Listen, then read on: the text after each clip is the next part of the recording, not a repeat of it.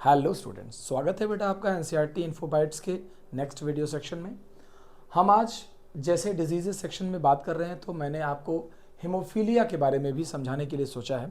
Haemophilia जिसे कि royal disease या ब्लीडर डिजीज़ कहते हैं, इस डिजीज़ के बारे में सबसे पहले पता चला क्वीन विक्टोरिया के अंदर। जो क्वीन विक्टोरिया थी वो इस डिजीज़ की कैरियर थी, इसलिए हमारे पास जब हम इस डिज़ीज़ की बात करते हैं तो हमें रॉयल फैमिली में इसके बारे में पता चला। और सबसे पहले ऐसा भी कहा जाता है कि हीमोफीलिया का ही फर्स्ट पेडिग्री चार्ट इसी का बनाया गया। First pedigree chart of haemophilia was developed by JBS हेल्डेन। Remember the name of this scientist. दो जगह इनका काम है, एक तो पेडिग्री चार्ट पहली बार डेवलप किया और दूसरा ओपेरिन हेल्डेन हाइपोथेसिस भी याद कीजिए, एवोल्यूशन में इन्होंने ही दी है। ठीक है, तो वहाँ से हम आगे की कहानी में पहुँचते हैं। हीमोफीलिया बिल्कुल जैसे आपने कलर ब्लाइंडनेस पढ़ी है, ठीक उसी तरीके से एक XLR डिजीज़ है, यानी कि एक्स लिंक्ड रेसेसिव डिसऑर्डर है। एक्स लिंक्ड रेसेसिव डिसऑर्डर है, यानी बाकी डिजीजेस की तरह भी ये भी क्रिस क्रॉस इनहेरिटेंस ही शो करेगा। क्रिस क्रॉस इनहेरिटेंस आप हमारे दूसरे वीडियो में एक बार चेक कीजिएगा, आपको वहाँ से बहुत अच्छे से इसके बारे में मैंने समझा दिया है। जब हम डिजीज़ के बारे में और बात करते हैं तो दो तरीके से बात करते हैं। पहला पॉइंट, जो हीमोफीलिया डिजीज़ है डॉक्टर्स, ये फिलहाल दो तरीके से आप टाइपिफिकेशन पे जा सकते हैं। एक को कहते हैं हीमोफीलिया ए और दूसरे को कहते हैं हीमोफीलिया बी।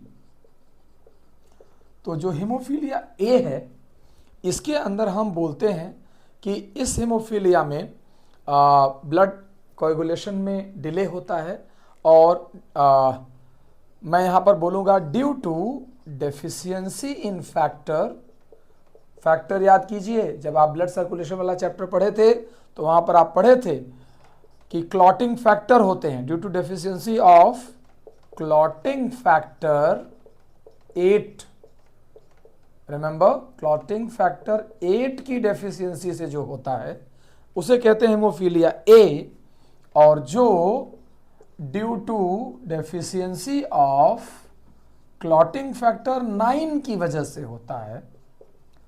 क्लॉटिंग फैक्टर 9 मैंने यहाँ लिख दिया है, इसकी वजह से जो होता है उसे कहते हैं हीमोफीलिया बी।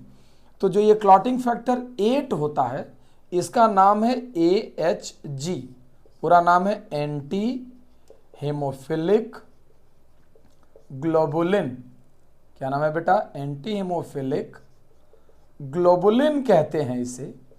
जबकि ये जो क्लॉटिंग फैक्टर 9 है, इसे क्रिसमस फैक्टर कहते हैं। इसीलिए हीमोफीलिया बी को क्रिसमस डिजीज भी कहते हैं। ये दोनों बातें याद रखिएगा आप। दूसरी तरफ जब हम इस डिजीज के बारे में फर्दर बातचीत करते हैं तो कॉम्बिनेशन हम समझ लेते हैं। पहली चीज तो जैसे मान लीजिए XH XH, इसे कहते हैं अफेक्टेड फीमेल। अब स्पेशलाइज बात क्या, जैसे कलर ब्लाइंडनेस में आपने अफेक्टेड फीमेल को बर्थ होते हुए देखा, लेकिन यहाँ पर ऐसी फीमेल पैदा ही नहीं हो सकती।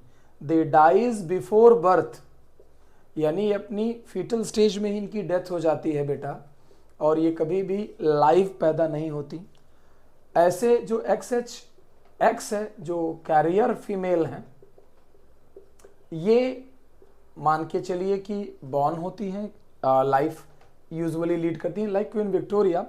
लेकिन हाँ, इनके बारे में ये कहा जाता है कि इनकी बॉडी में भी कुछ ना कुछ सिम्टम्स दिखाई देने लग जाते हैं। Rest genetically they are normal, phenotypically normal, genetically they are carrier. और जो ये XHY होता है, अफेक्टेड मेल जिसे कहते हैं, ये अफेक्टेड मेल भी लंबे टाइम तक सर्वाइव नहीं करता, डाइज बिफोर सेक्सुअल मैच्योरिटी, यानी ये एक सेक्सुअल मैच्योरिटी तक पहुंचने से पहले ही इसकी भी डेथ हो जाती है। इसलिए भी हम एक बार बोलते हैं कि कई बार ऐसे कॉम्बिनेशन में अफेक्टेड फीमेल होना पॉसिबल नहीं है। आपको एक क्वेश्चन देता हूं, आप ये क्वेश्चन करके हमें आंसर कमेंट में भेजिएगा कि अगर मैं मान लीजिए आपसे कहता हूं कि carrier female is married to